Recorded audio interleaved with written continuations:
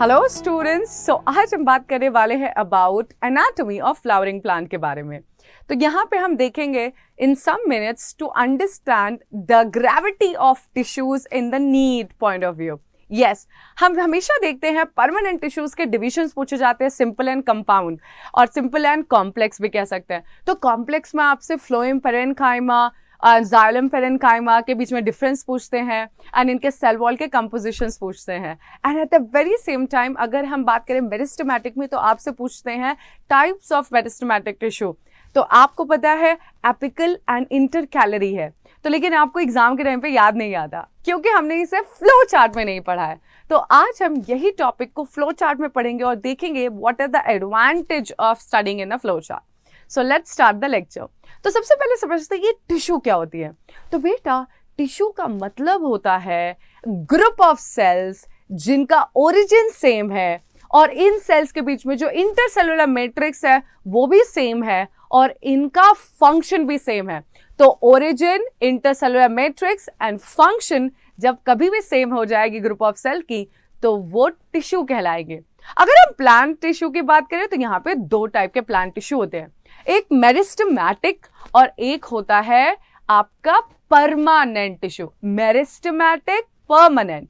अब बेटा मेरिस्टेमेटिक यहाँ पे लिख देते हैं, meristematic, meristematic, meristematic and this is permanent, permanent, meristematic and permanent. अब बेटा meristematic is coming from meristos, meristos, meristos Greek में मतलब होता है डिवाइड। तो ये वो सेल है जो कंटिन्यूअसली डिवाइड होंगी और इंक्रीमेंट करेंगी the number of cell. Yes, these are the cell which continuously divide, so they continuously divide, they have a power to divide, multiply, clear? तो continuously divide and multiply। अब बेटा permanent tissue का काम क्या है? तो permanent tissues are the product of division जिनका काम है फर्दर डिवाइड नहीं करना लेकिन एक फंक्शन परफॉर्म करना, एक स्पेसिफिक रोल प्ले करना। ये फोटोसिंथेसिस हो सकता है, सिक्रीशन हो सकता है, स्टोरेज हो सकता है, मैकेनिकल सपोर्ट हो सकता है, वाटर का कंडक्शन, मिनरल का कंडक्शन या फूड का ट्रांसपोर्टेशन हो सकता है। तो इनका काम है एक स्पेसिफिक फंक्शन परफॉर्म करना। So permanent tissue perform a specific function. So इनका काम है स्पेसिफिक फंक्शन परफॉर्म करना। They can not divide anymore, they don't have a power to divide, they can not divide, right, but they have a specific function to perform. Clear? Now तो बेटा अगर हम बात करें मेरिस्टेम की या meristematic tissue की तो ध्यान रखिए बेटा आपका ये जो मेरिस्टेमेटिक टिश्यू है वो कंटिन्यूअसली डिवाइड हो रहा है, मल्टीप्लाई कर रहा है। अब बेटा ये जो मेरिस्टेमेटिक टिश्यू है इनके भी दो टाइप होती है। इनकी क्या होती है? दो टाइप। तो meristematic tissue is further divided into two type of tissue. One is called as primary meristem, another is called as secondary meristem. अब आप मुझसे पूछेंगे मैम ये समझ में नहीं आया, तो ध्यान से सुनिए बेटा आपके पास एक सीड है, ठीक है? अब ये सीड किस में ग्रो करता है? ये सीड प्लांट में कन्वर्ट होता है, प्लांट में कन्वर्ट होता है और प्लांट के बाद ये ट्री में कन्वर्ट हो जाता है। अब हम एक पेन चेंज करेंगे या तो आपने एक सीड लिया, आपने प्लांट लिया, फिर वो ट्री बनता है। तो बेटा सीड से जो plant, what is plant? Plant एक ऐसा स्ट्रक्चर है जहां पे सब कुछ सॉफ्ट है एंड न्यूली फॉर्म्ड है, they are very soft, they don't have woody nature and all, woody appearance नहीं आता है। तो सीड से जो प्लांट होता है इसे हम कहते हैं प्राइमरी ग्रोथ। बेटा प्लांट से जब कोई चीज ट्री में कन्वर्ट हो रही है, प्लांट के पास सब कुछ सॉफ्ट था, इसके पास सब कुछ क्या है? वुडी, और वुड है, डेड है, दे हैव बिगर ग्रेथ, वाइडर। सो जब पे भी प्लांट का ट्री में कन्वर्जन होता है तो हम इसे सेकेंडरी ग्रोथ कहते हैं। तो woody growth, woody axis, would आएगा, यहाँ पे सब कुछ प्लांट है, ग्रीन कलर का है, यहाँ पे स्टेम ब्राउन हो जाती है, डेड स्किन्स आ जाती है मोर। तो बेटा अब प्राइमरी ग्रोथ को हम क्या कहेंगे? Length wise growth. तो बेटा आपके पास ये सीड थी, अब सीड क्या हुई? जर्मिनेट हुई, तो शूट ऊपर की तरफ आ गया और रूट आ गया। तो लेंथ वाइज जो इंक्रीज हो रही है उसे हम कहेंगे प्राइमरी ग्रोथ। एंड जब देखिए बेटा प्लांट अब किस में कन्वर्ट होता है, ट्री में कन्वर्ट हो जाता है। तो देखिए बेटा स्टेम को क्या हो गया, ब्रॉड हो गया, ग्रिथ इंक्रीज हो गई। तो जब हम वाइड हो जाते हैं, ग्रिथ में इंक्रीज करते हैं, जब हम ग्रिथ वाइज इंक्रीज करते हैं तो हम इसको सेकेंडरी ग्रोथ कहते हैं। तो अगर हम अभी दूसरा आपके लिए स्लाइड लें और अंडरस्टैंड करें तो बेटा आपकी जो मेरिस्टेम होती है, मेरिस्टेम होती है या मेरिस्टेमेटिक टिश्यू आप बोल दीजिए, वो दो टाइप की होती है। One is called as apical meristem, one is called as secondary और लेटरल मेरिस्टेम। सो बेटा ये क्या होती है, लेटरल मेरिस्टेम। तो वन इज एपिकल मेरिस्टेम जिसे आप प्राइमरी मेरिस्टेम भी कहते हैं, this is called as primary, and lateral meristem is also called as secondary. तो मैम ये क्यों ऐसा हो रहा है, क्योंकि देखिए जो आपके सीड से प्लांट आया वो प्राइमरी ग्रोथ है और जो प्लांट से ट्री बना वो सेकेंडरी ग्रोथ है। तो प्राइमरी ग्रोथ और apical growth means growth in, this is called as growth in length, growth in length. तो लेंथ वाइज जो इंक्रीमेंट हो रहा है कंटिन्यूअसली सेल के डिवीजन से, एपिक्स में रूट का जो टिप बढ़ रहा है एंड शूट का जो टिप लेंथ वाइज बढ़ रहा है, it is due to the primary growth. And ये जो सेकेंडरी और लेटरल मेरिस्टेम है, इससे क्या होता है, विड्थ और हम कहें ग्रिथ का इंक्रीज होता है, ग्रिथ वाइडनेस और डायामीटर इंक्रीज हो जाता है। क्लियर, साइज बढ़ जाती है, विड्थ की, ग्रिथ की, diameter, you know. So this increment in the circular girth diameter wise, this is called the secondary meristem. अब बेटा आपको इसे को थोड़ा सा और डिटेल में देखना है, ध्यान से देखिए बेटा। प्राइमरी मेरिस्टेम और या हम इसे कहें apical meristem is further divided into 3 type.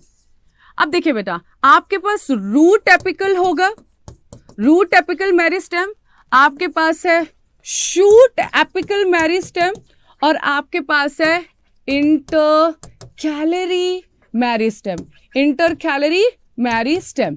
अब बेटा ये क्या है, तो रूट के जो टिप में मेरिस्टेम है जिसकी वजह से रूट की लेंथ बढ़ेगी is called as root apical meristem.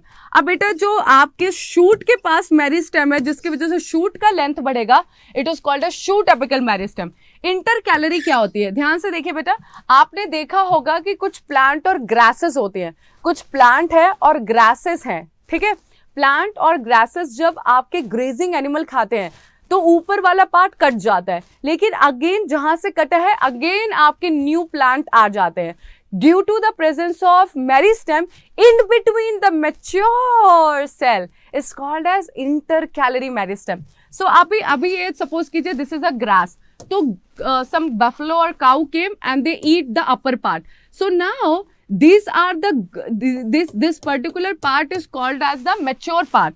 अब इनके बीच में this particular region is called as the meristem, called as intercalary meristem. So intercalary meristem is the meristem. It is a dividing cell which is present between the mature cell, so that the grazing animal come and eat this. That's very fine because here the meristem is there. It will grow again. It will multiply and grow the new cells over here again. So that condition is called as intercalary meristem. The meristem which is present not at the tip. Here meristem is present at the tip, shoot tip. Here the meristem present in the root tip. But here the meristem present in between the mature cell. This is called as intercalary meristem. Is it clear? Okay.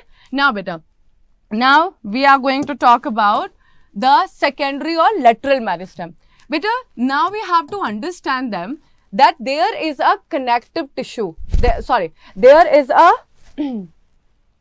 is a tissue called as xylem and phloem. आपको याद होगा these are the conducting tissues. Okay? So ये जो xylem and phloem होता है, इनके बीच में भी एक meristematic tissue होती है.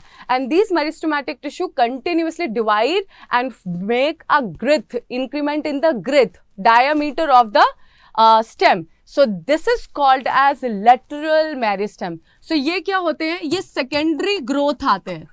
These are responsible for the secondary growth. Woody axis, they produce the woody nature of the plant. Am I clear? और they are present in the circular. So ये जो है, ये आपकी कहाँ पे present है? Between the xylem and the phloem. So they are present between the xylem and the phloem. बेटा phloem will be at below and xylem will be at the upper side. Clear? So अगर इस तरह के हम इसको nature को बनाते हैं तो इनके यहाँ पे क्या होती है बेटा, आपके पास मेरिस्टेम्स होती है. क्या होती है? Meristem. So these meristems are called as lateral meristem. And ये जो लेटरल मेरिस्टेम्स है, अब आपको इनके भी एग्जाम्पल्स याद करने हैं. तो जैसे हमने इनके ये intercalary shoot and root apical, तो आपके लेटरल मेरिस्टेम्स के भी एग्जाम्पल्स है. लेटरल मेरिस्टेम्स के भी एग्जाम्पल है. तो सबसे पहले तो हम इसे सिलेंड्रिकल कैम्बियम कहते हैं और सिलेंड्रिकल मेरिस्टेम भी कह सकते हैं because they are present in the cylindrical way. Okay, and this is also called as vascular cambium because ये वैस्कुलर टिश्यू के बीच में होती है.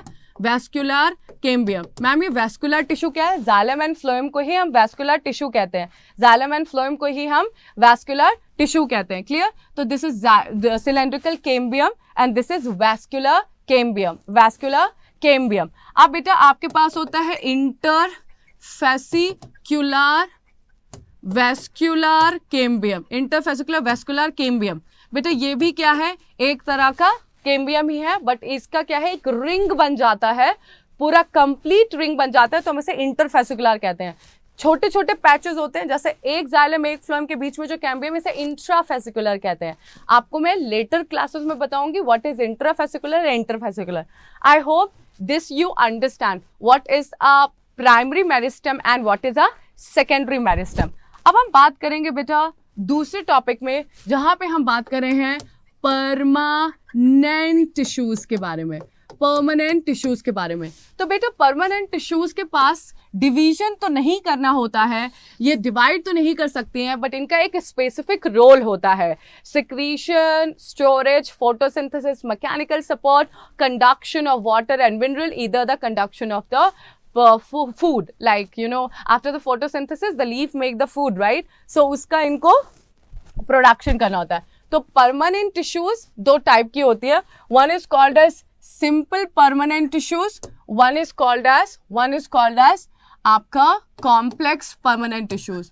Complex permanent tissues. So permanent tissues दो टाइप के हैं, सिंपल एंड कॉम्प्लेक्स. अब बेटा हम अगर बात करें सिंपल की, तो simple means these are the group of cells which have same nature.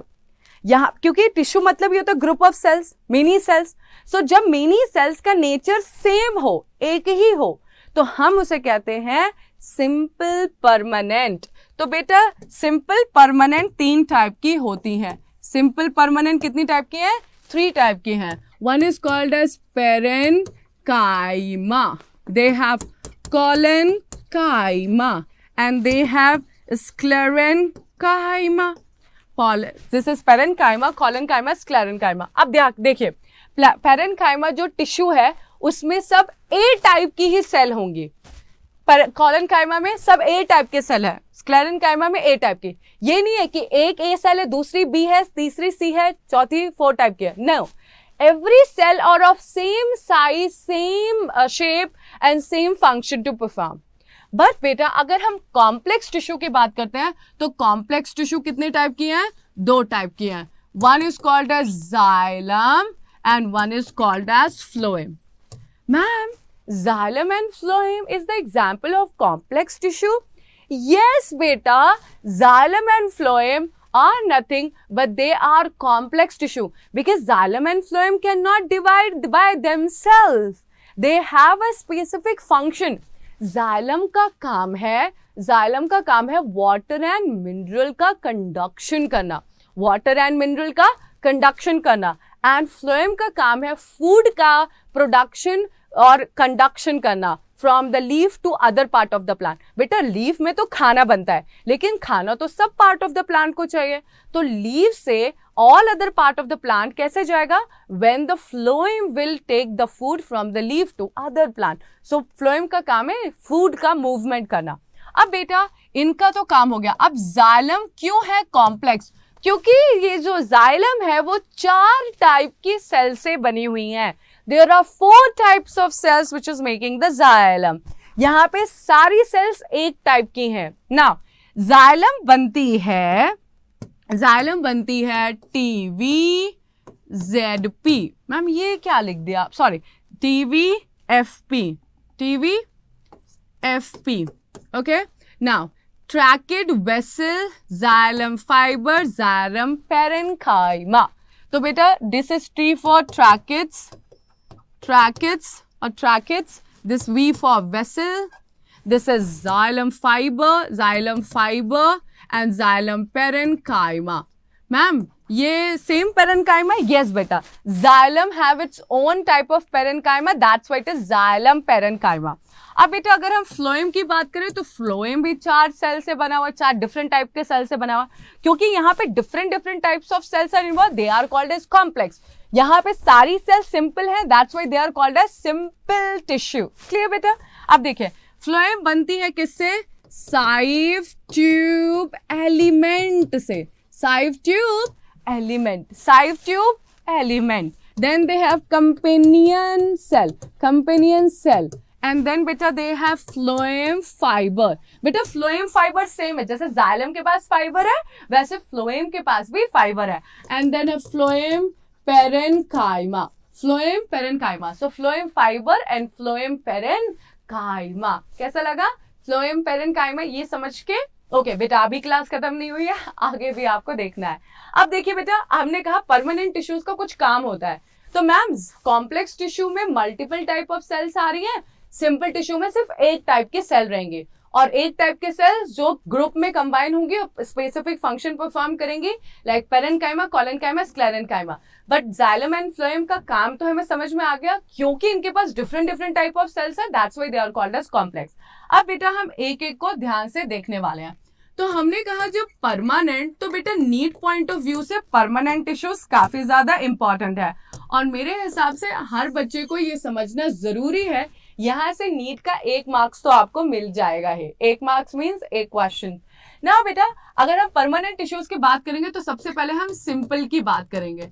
किसकी बात करेंगे? Simple permanent tissue. तो simple permanent tissues, just a second, या सिंपल परमानेंट टिश्यूज की बात करें तो हम पहले करेंगे बात पेरेन्काइमा की. Parenchyma, collenchyma, sclerenchyma. तो सबसे पहले बता दो तो बेटा इनके सेल वॉल से क्वेश्चन पूछे जाते हैं. सेल वॉल और इनका फंक्शन बहुत इंपॉर्टेंट है, इनका नेचर, इनका सेल वॉल और इनका फंक्शन. तो सबसे पहले मैं बता दूं पेरेन्काइमा जो है वो बहुत ज्यादा इंपॉर्टेंट है क्योंकि इनका जो सबसे पहले हम काम देखते हैं तो इनका काम है photosynthesis, secretion and storage. PSS, photosynthesis, secretion and storage. ये सिक्रीट भी करती, स्टोरेज. तो याद रखना जहां पे भी पेरेन्काइमा है मीन स्टोर हो रहा है कोई चीज, याद रखिए. Parenchyma mean storage. So photosynthesis, storage and secretion. अगर हम कोलेन्काइमा की बात करें तो ये प्रोवाइड करती है mechanical support of young part like petiole and growing branches, stem and all. So young part, petiole का भी ये ख्याल रखते हैं. petiole, young stem, young stem. तो इनका ख्याल रखने का काम है. तो मैकेनिकल सपोर्ट प्रोवाइड करती हैं in the growing part, young part. और बेटा स्क्लेरेन्काइमा का भी काम है mechanical support to the old और मेच्योर ऑर्गन्स, मेच्योर ऑर्गन और पार्ट ऑफ प्लांट. सो दोनों का काम मैकेनिकल सपोर्ट है, लेकिन ये यंग का मैकेनिकल सपोर्ट ग्रोइंग पार्ट का सपोर्ट करती है और ये मैकेनिकल सपोर्ट करती है mature. So sclerenchyma mature, this is young and this is photosynthesis, secretion और स्टोरेज. सो स्टोरेज आपको याद रखना है पेरेन्काइमा से. अब बेटा जो दूसरा क्वेश्चन पूछते हैं ये इनके सेल वॉल से पूछते हैं. तो सबसे पहले मैं बता दूं पेरेन्काइमा का जो सेल वॉल होता है वो होता है थिन एंड इनके पास है सेल्यूलोज. क्या होते हैं? थिन और सेल्यूलोज. और हमेशा ये लिविंग नेचर में पाए जाते हैं. यहाँ पे जो सेल है उसके पास प्रोटोप्लाज्म लाइव है, लिक्विड है, सॉफ्ट है. तो याद रखिए थिन, सेल्यूलोज एंड लिविंग है. तो ये जो पेरेन्काइमा है वो लिविंग नेचर का होता है. Parenchyma living, parenchyma can never be dead. Okay, parenchyma will not be dead. Parenchyma will not be dead. They are living और इनकी जो वॉल होती है वो थिन होती है क्योंकि सिर्फ सेल्यूलोस होता है. तो सेल वॉल में सेल्यूलोस है, थिन है और लिविंग है. रिपीट कीजिए, लिविंग है, देन सेल्यूलोस की बनी हुई है और ये क्या है, आपकी बहुत पतली है. लेकिन अगर हम कॉलिनकाइमा और स्क्लेरेनकाइमा की करें तो ये होती हैं डेड, ये होती हैं थिक. दोनों क्या है, डेड है, थिक है.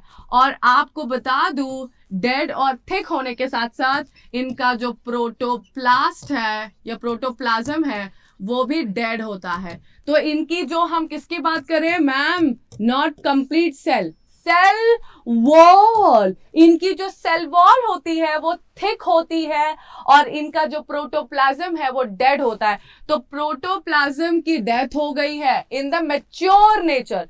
जब ये बच्चे थे, जब ये यंग थे तो इनके पास प्रोटोप्लाज्म लाइव था. लेकिन जैसे जैसे ये बढ़े इनका जो प्रोटोप्लाज्म था वो डेड हो गया है और इनके पास है थिक सेल वॉल. इनकी सेल वॉल कैसी है बेटा, थिक है सेल वॉल. अब बेटा पॉइंट ये है कि इसकी जो सेल वॉल है वो क्यों थिक है, इसकी जो सेल वॉल है वो क्यों थिक है. बेटा यहीं पे अब डाउट आएगा, यहीं पे आपको 1 मार्क्स लेके आना है.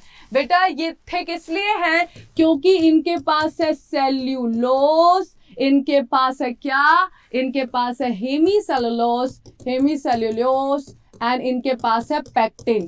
क्योंकि आपके सेल वॉल में सेल्यूलोस, हेमीसेल्यूलोस और पैक्टिन का डिपोजिशन है, इनकी जो सेल वॉल है वो कॉर्नर में थिक होती है. तो thick corner due to the deposition of cellulose, hemicellulose and pectin. बेटा अगर हम स्क्लेरेनकाइमा की कहें, ये थिक होती हैं और ये लिग्निफाइड होती है, मींस लिग्निन का डिपोजिशन हो जाता है. ये थिक है, लिग्निफाइड, थिक लिग्निफाइड.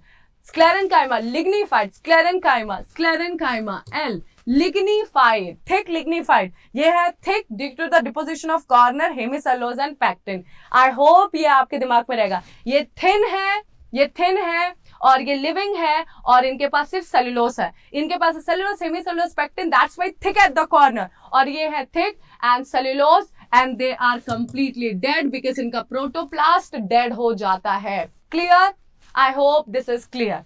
नाउ बेटा एक लास्ट और सबसे इंपॉर्टेंट पॉइंट है जो मैं आपसे बात करना चाहूंगी. आपको बता दूं, पेरेन्काइमा के पास क्या होते हैं, इंटरसेल्यूलर स्पेसेस होते हैं. सो बेटा ये क्या करते हैं, मूवमेंट अलाउ करते हैं any material to move. But अगर कॉलिनकाइमा, स्क्लेरेनकाइमा की हम बात करें तो इनके पास नो इंटरसेल्यूलर स्पेसेस, बिल्कुल भी स्पेसेस नहीं होता. That's why they are act as a sheet, so that mechanical support होता है. अगर स्पेस होगा तो सपोर्ट दे पाएंगे क्या, अच्छी नेटवर्किंग बना पाएंगे क्या, कवर कर पाएंगे क्या, नहीं. तो क्योंकि इनको सपोर्ट का काम करना है, मैकेनिकल सपोर्ट प्रोवाइड करना है, they have to be tight, no space between them. That's why they can cover and support. Clear? Now बेटा we will go to the next slide जहां पे हम बात करने वाले हैं सबसे important, NEET point of view से काफी ज्यादा इंपॉर्टेंट है ये, परमानेंट टिश्यूज. Permanent tissue. बेटा अगर हम परमानेंट टिश्यूज की बात करते हैं तो बहुत ज्यादा मार्क्स आपको यहाँ पे मिलते हैं. तो सबसे पहले हम बात करेंगे जाइलम की एंड फिर बात करेंगे फ्लोएम की. तो अगर बेटा मैं जाइलम की बात करूंगी तो सबसे पहले आपके दिमाग में आना चाहिए tracheids, vessels, xylem fibre and xylem parenchyma. बेटा आप इसको लिख लीजिए और ध्यान से सुनिए. ट्रैकिड्स जो होती हैं, वेसल्स जो होती हैं, जाइलम फाइबर जो होती हैं, इनमें कॉमन क्या है, इनके पास कॉमन है thick wall and they are dead without protoplasm.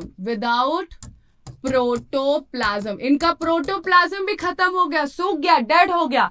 So they have thick wall and without protoplasm. जबकि पेरेन्काइमा, मैंने आपको बोला है पेरेन्काइमा, सबसे पहले तो आप बोल दीजिए कि मैम कुछ तो स्टोरेज का काम होगा। Yes, they store and they have thin wall, because इनकी जो वॉल है उसमें सिर्फ सेल्यूलोज पड़ा हुआ है।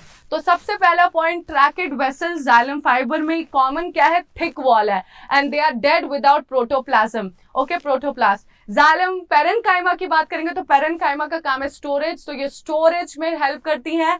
और देन इनके पास है थिन सेल वॉल जिसमें सेलुलोज का डिपोजिशन है। अब सबसे पहली बात, दूसरा जो इंपॉर्टेंट है एग्जाम पॉइंट ऑफ व्यू से, ट्रैकेट जो है और जो वेसल है, these are the main water conducting tissue. Water, ये है main water conducting tissue when it's comes to the angio और when it's comes to the flowering plant. अब बेटा मैं एक बात बोलने वाली हूं, when it's comes to the gymnosperm के पास वेसल्स नहीं होते हैं। तो जिम्नोस्पर्म के पास वेसल नहीं है। जिम्नोस्पर्म क्योंकि लेस डेवलप है एज कंपेयर टू एंजियोस्पर्म, हम देखेंगे जिम्नोस्पर्म के पास बिल्कुल भी वेसल्स नहीं होती हैं, उनके पास सिर्फ ट्रैकेट्स होती हैं। याद रखिए, ट्रैकेट्स होती हैं, जाइलम फाइबर होते हैं, जाइलम पेरेन्काइमा होती है, लेकिन वेसल्स नहीं होते हैं। अब हम देखेंगे the difference between tracheids and vessel. बेटा अगर मैं ट्रैकेट्स और वेसल्स की बात करूं तो ट्रैकेट्स क्या होती हैं, लॉन्ग एंड टेपरिंग एंड होती है। इनके पास क्या होती है, they are long and tapering end, long and tapering end होती है, एंड्स होती है, ठीक है। जबकि आप वेसल की बात करेंगे तो वेसल के पास क्या है, ऐसा स्ट्रक्चर है। तो vessel has large central lumen, they have large central lumen, clear. So vessel के पास लार्ज सेंट्रल ल्यूमन होता है, ट्रैकेट्स के पास टेपरिंग एंड है, कोई ल्यूमन नहीं है। बट दोनों में कॉमन क्या है, दोनों में कॉमन है dead and without protoplast. So they are dead and without protoplast, this is the common thing. But vessel और ट्रैकेट्स का दोनों का काम है वाटर का कंडक्शन, बट वेसल के अंदर क्या है, सेंट्रल ल्यूमन है और दीज ट्रैकेट्स के पास टेपरिंग एंड है, दे बोथ आर लॉन्गेटेड।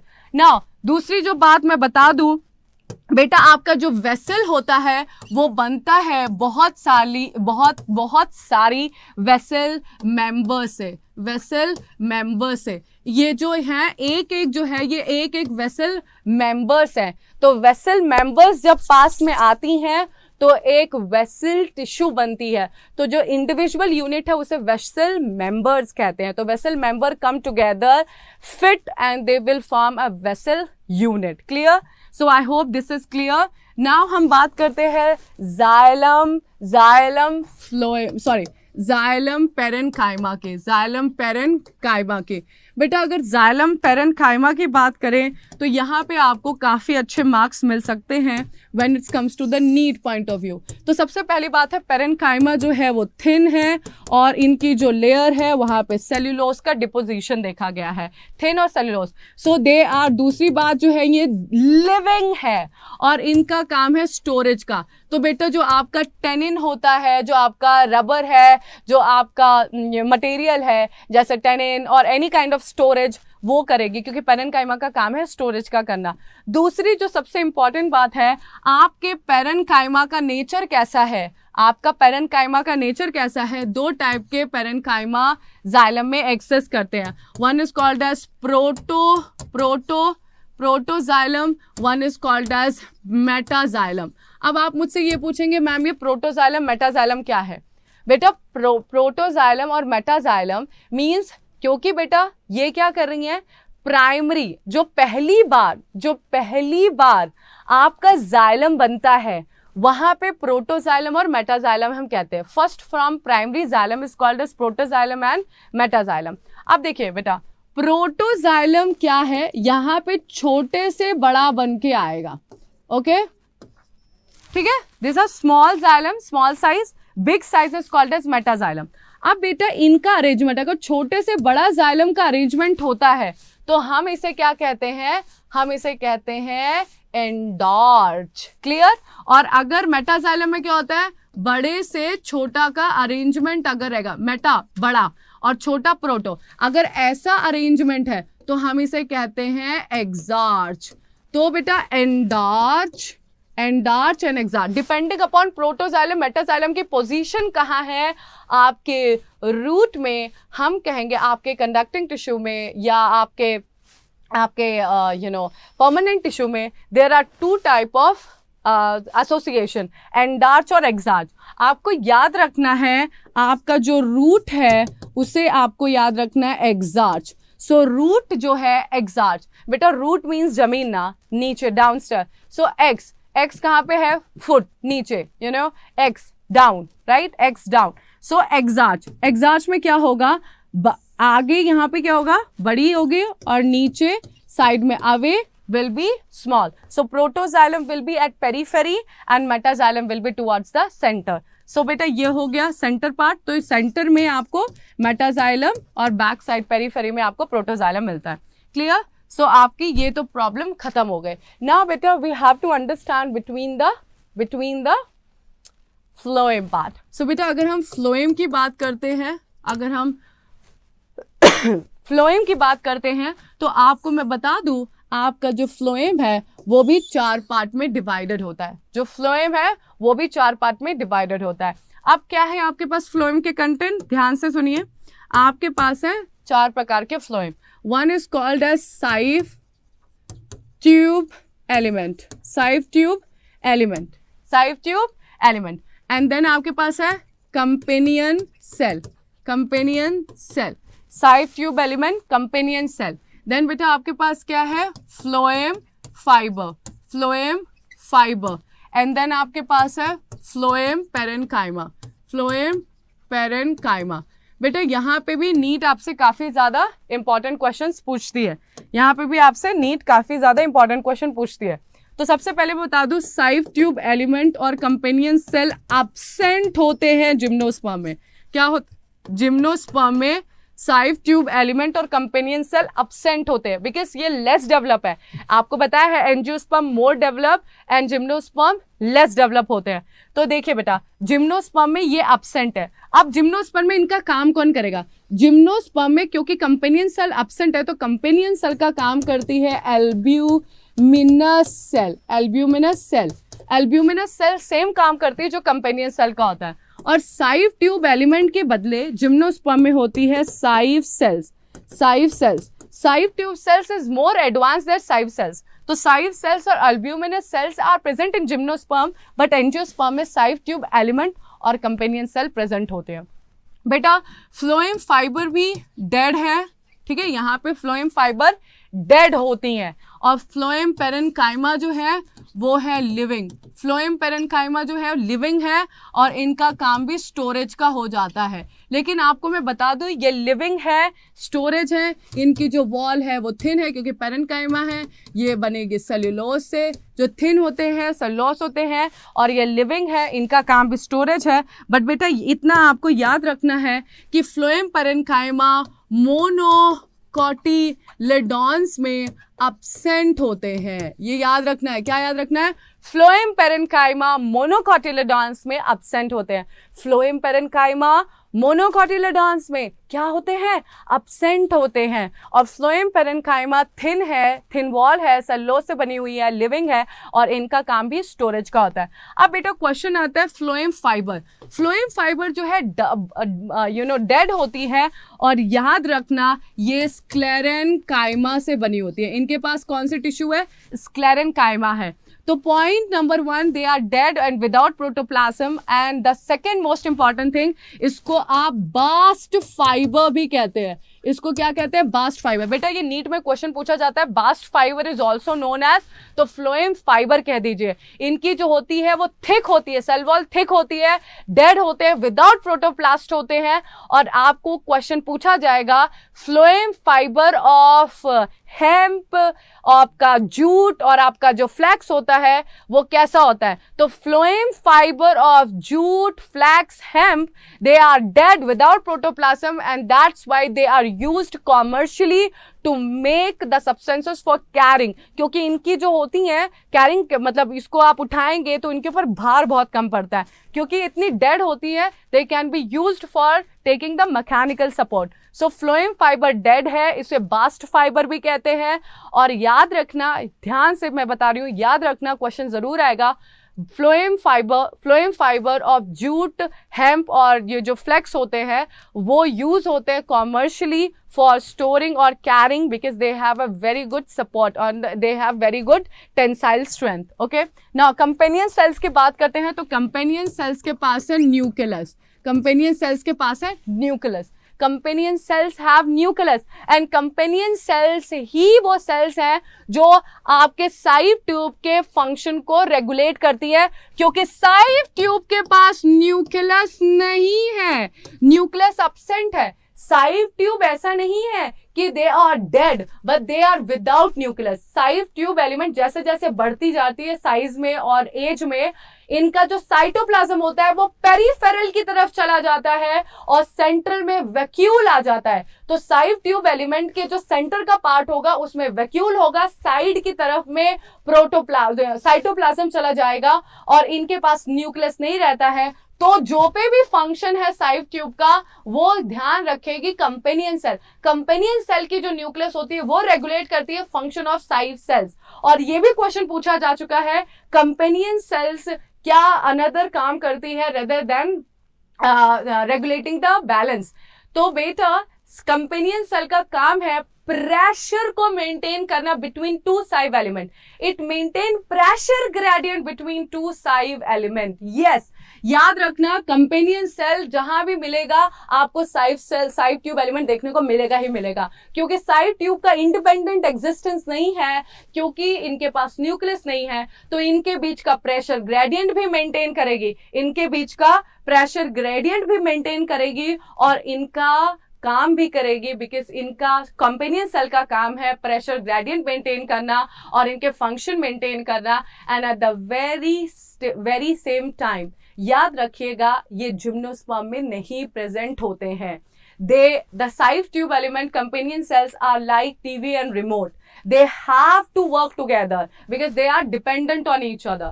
अब देखिए, sive tube element और companion cells are connected together by longitudinal pits between their wall. Yes, इनकी जो wall है इनके बीच में pits है जिनसे वो जुड़े हुए हैं. तो I hope you understand the lecture and will stay tuned with me for many more. Take care. Bye.